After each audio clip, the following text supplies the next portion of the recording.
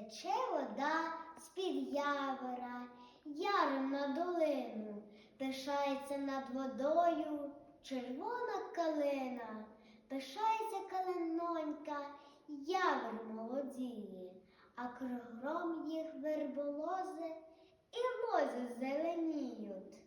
Тече вода із гаю, та попід горою, хлепочуча качаточка поміж осокою, а качечка випливає, скачем за ними, ловить рязку, розмовляє з дітками своїми. Тече вода край городу, вода ставом стала, прийшло дівча воду брати, брало, заспівало.